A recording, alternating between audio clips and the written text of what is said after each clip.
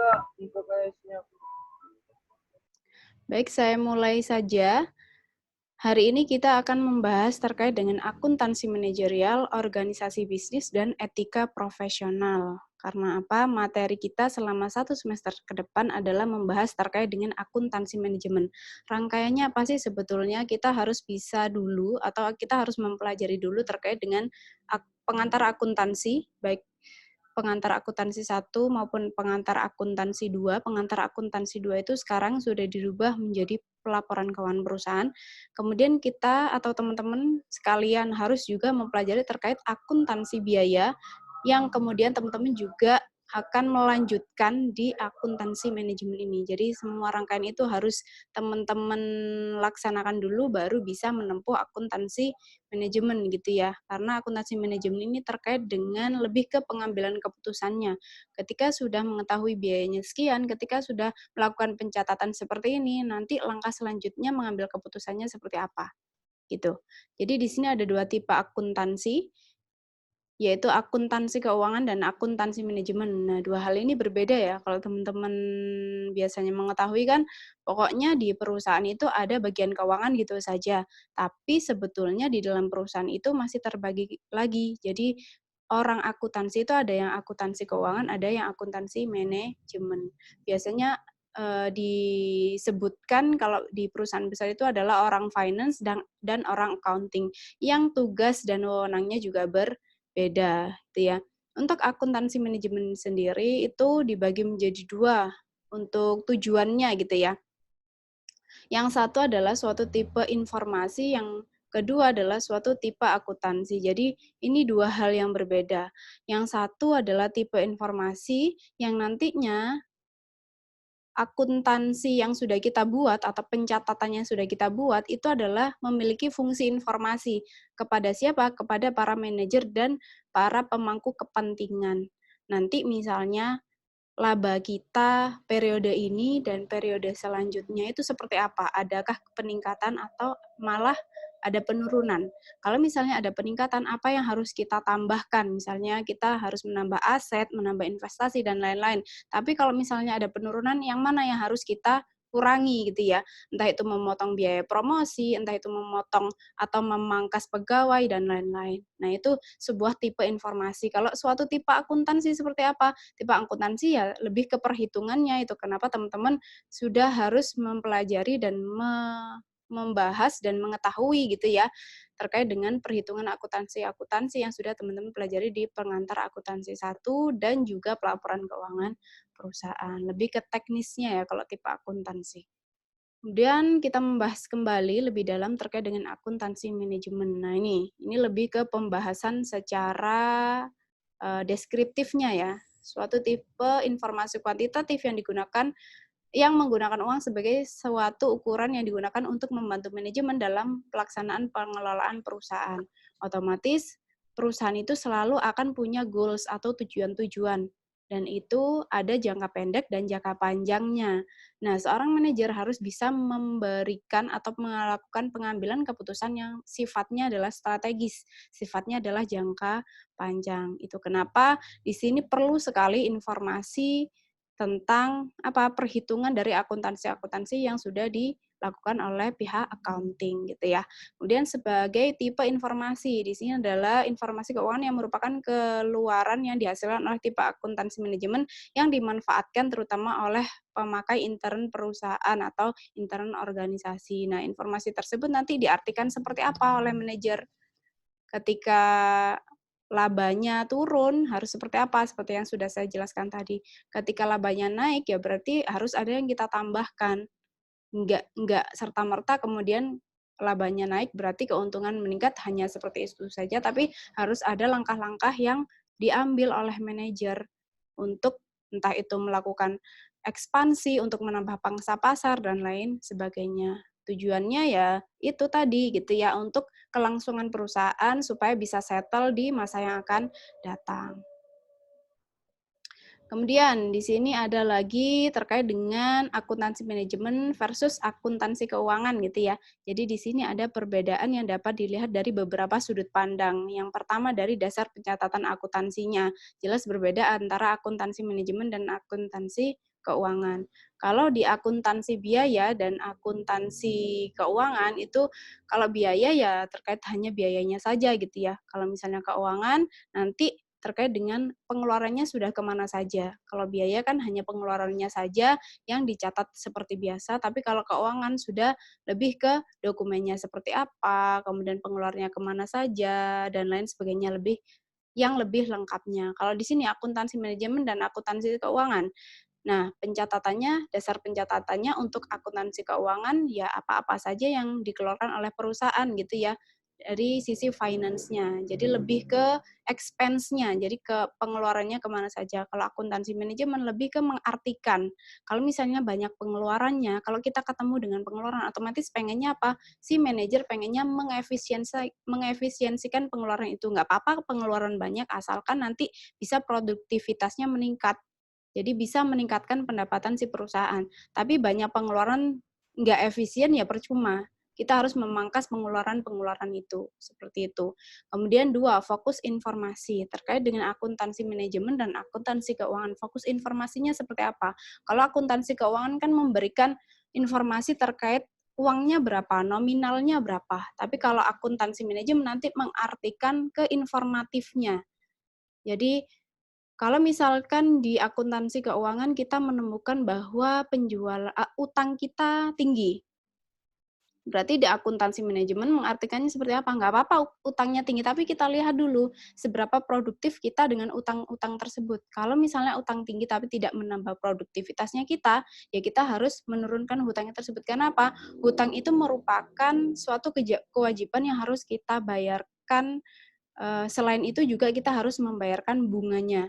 Nah, itu kan membebani perusahaan dan itu merupakan pengeluaran tetap yang harus kita keluarkan. Bunga itu kan besarnya tetap ya, besarannya adalah tetap dan fluktuatif mengikuti BI rate atau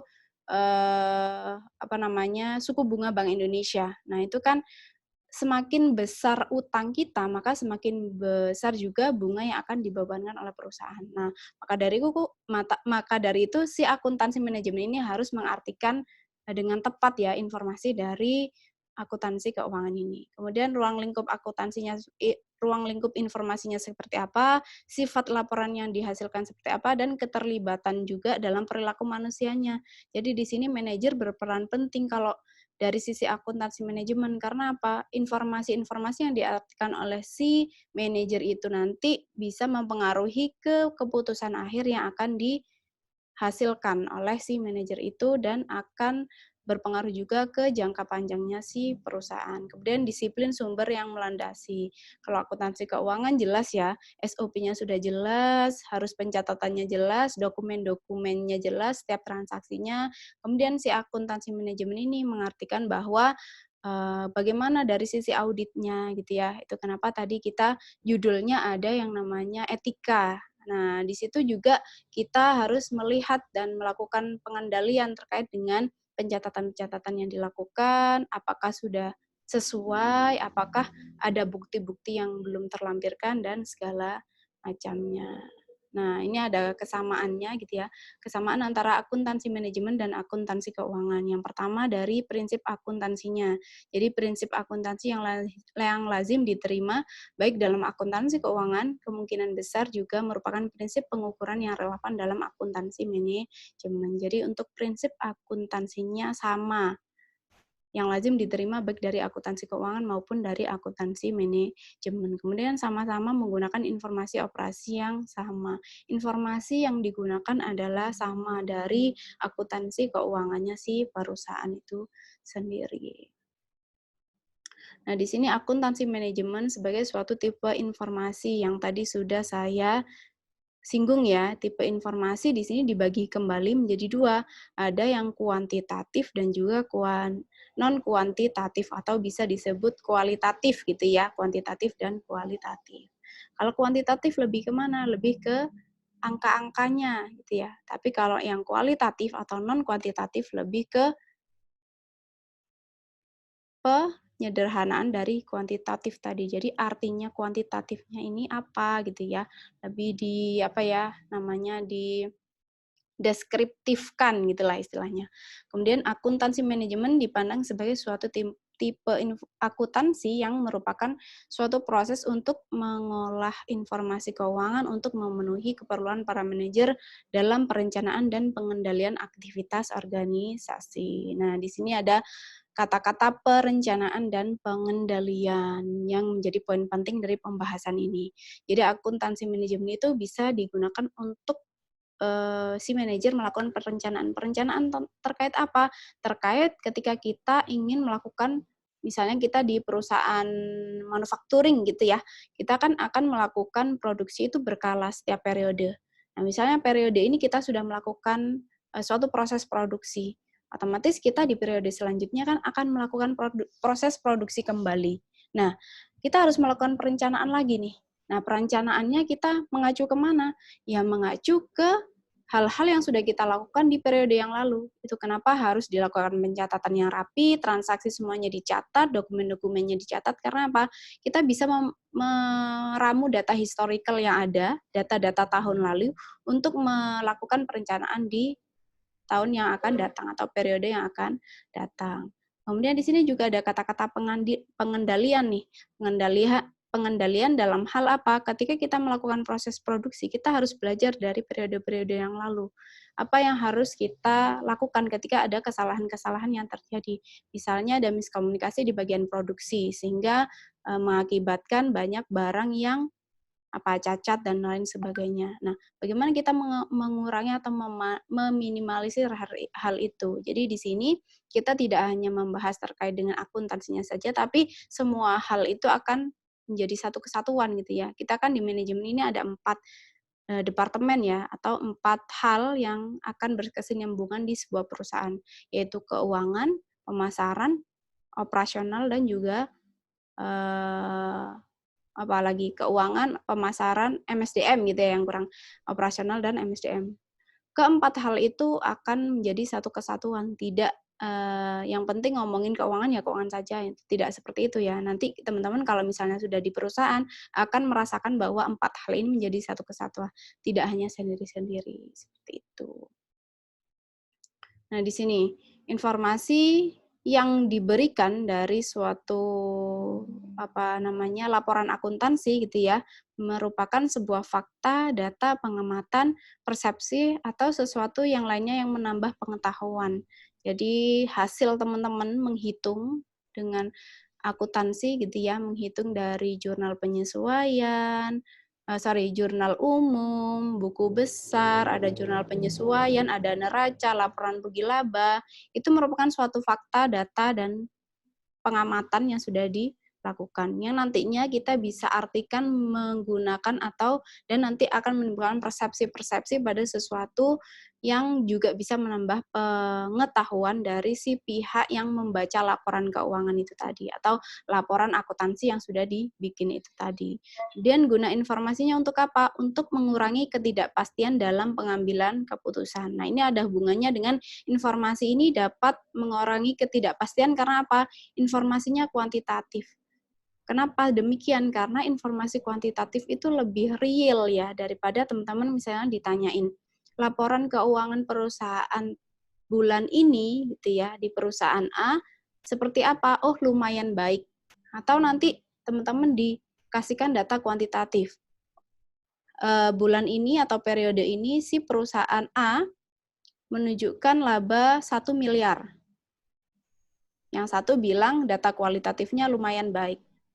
Kemudian di periode selanjutnya, informasi kuantitatifnya memberikan data bahwa labanya menjadi 2 miliar. Kalau kualitatifnya bilang bahwa labanya lumayan lebih meningkat dari tahun sebelumnya. Lebih mending mana data yang real ada angkanya atau data yang hanya menunjukkan kualitatif saja. Otomatis orang akan lebih cenderung ke yang kuantitatif. Karena apa? Mengurangi ketidakpastian dan lebih jelas, lebih faktual gitu ya. Kalau informasinya lebih ke kuantitatif. Itu kenapa dalam penelitian juga orang cenderung lebih ke penelitian kuantitatif. Karena apa? Datanya real. Angkanya bisa dilihat. Sedangkan kalau kualitatif kita harus lebih dalam untuk menggalinya. Nah, mendingan itu seperti apa, lebih baik itu seperti apa, kan lebih baiknya satu orang dengan orang lain kan berbeda. Kalau misalnya kelihatan hasilnya 1 miliar, 2 miliar kan pasti. Persepsi orang ke 1 miliar dan 2 miliar itu kan sama kalau nominalnya terlihat. Seperti itu. Nah, ini lebih mendalam kenapa informasi kuantitatif yang dipilih gitu ya. Dalam pengambilan keputusan investasi, manajemen tidak hanya memerlukan informasi apakah investasi mendatangkan laba atau tidak, tapi lebih ke informasi besarnya rate of return dan payback period. Nah, ini kalau misalnya teman-teman sudah mengambil studi kelayakan bisnis, teman-teman akan lebih memahami terkait dengan rate of return dan payback period. Jadi, terkait dengan kalau payback period itu sampai berapa lama si perusahaan bisa balik modal. Nah, kalau seperti itu kan bisa diukur ya. Kita bisa menentukan si perusahaan tersebut layak dijalankan atau tidak. Kenapa? Dari payback periodnya kita bisa lihat, oh ternyata balik modalnya hanya 3 tahun. Lebih mending daripada kita menghitung si perusahaan yang lainnya, dia akan balik modal 10 tahun. Berarti kan lebih layak yang 3 tahun, atau lebih memungkinkanlah untuk dijalankan. Karena apa? Balik modalnya masih relevan, cuma 3 tahun aja sudah balik modal. Kalau rate of return-nya, dari tingkat pengembaliannya. Nah, tingkat pengembaliannya seperti apa? Kalau misalnya bisnis ini dihitung studi kelayakannya dari sisi keuangannya, ternyata rate of return-nya bagus. Berapa persen? Itu ya. Harus lebih dari 1%. Karena apa? Kalau kurang dari 0%, apalagi 0, sekian persen gitu ya, kurang dari 1%, otomatis rate of return-nya jelek. Gitu ya. Harus lebih dari 1%. Nah, hal-hal yang seperti itu kan akan lebih memudahkan untuk pengambilan keputusan. Itu kenapa kita lebih condong atau lebih memilih informasi yang kuantitatif. Karena lebih faktual datanya dan juga lebih gampang kita untuk mengambil keputusan. Karena persepsinya hampir mirip daripada yang hanya bilang, oh rate of return-nya baik, oh rate of return-nya buruk. Baik dan buruknya itu berapa, datanya seperti apa. Itu ya. Nah, nih, rate of return-nya 20%, misalnya ini contohnya ya, payback period-nya 5 tahun. Kalau non-kuantitatif cuman lumayan, tidak terlalu lama. Nah, ini kan tidak memberikan informasi yang gimana ya, orang itu nanti akan bisa menerima dengan mudah gitu ya. Tapi kalau ada angkanya seperti ini kan orang bisa, oh berarti ini layak, berarti ini tidak layak. Nah, itu akan lebih mudah memberikan atau melakukan pengambilan keputusan.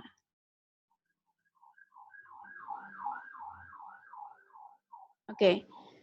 Kemudian kita lanjut ke informasi akuntansi. Accounting is a business language gitu ya. Jadi akuntansi adalah bahasa bisnis katanya. Ya, sebagai suatu bahasa, akuntansi merupakan alat untuk berpikir manajemen dalam bisnis dan untuk mengkomunikasikan pikiran-pikiran bisnis manajemen kepada bawahan, atasan, manajer lain, dan juga kepada pihak luar atau eksternal. Jadi maksudnya berpikir bisnis di sini adalah berpikir secara ekonomis dan rasional. Kita ini kan orang ekonomi ya.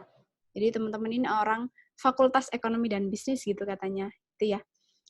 Dan konsentrasinya dan jurusannya adalah manajemen. Kita juga belajar tentang akuntansi. Jadi sebagai orang ekonomi, berpikirnya itu harus rasional. Orang ekonomi itu selalu berpikirnya rasional. Dibuktikan dengan apa? Dibuktikan dengan data. Jadi nggak boleh ngomong yang tidak ada datanya.